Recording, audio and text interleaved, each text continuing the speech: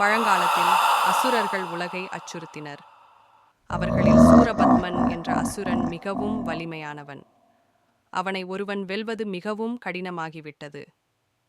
தேவர்கள் மிகவும் துயரமடைந்து பிரம்மா, விஷ்ணு மற்றும் சிவபெருமானிடம் சொல்லி முறையிட்டனர். அப்போது சிவபெருமானின் மூன்றாம் கண் மிகுந்த வெளிச்சத்துடன் வெடித்து ஒரு தீக்கொடி வெளியேறியது. அந்த தீக்கொடியின் வெப்பம் மிகவும் அதிகமாக இருந்தது. அந்த தீக்கொடி ஒரு சரவணப் பொய்கையில் மூழ்கி அதிலிருந்து 6 அழகிய குழந்தைகள் பிறந்தன. கார்த்திகை பெண்கள் அந்த 6 குழந்தைகளை வளர்த்தனர். பின்னர் பார்வதி தேவியின் அருளால் அந்த 6 குழந்தைகள் ஒன்றாக கூடியபோது ஆறுமுகன் என்ற ஒரே தேவகுமாரன் உருவானார்.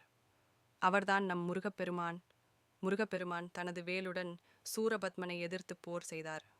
கடும் போராட்டத்தின் பின் சூரபத்மனை அழித்தார். ஆனாலும் சூரபத்மன் பணிந்ததால் முருகன் அவனை ஒரு மயிலாக மாற்றி தனக்கு பணிவுடன் வைத்தார்.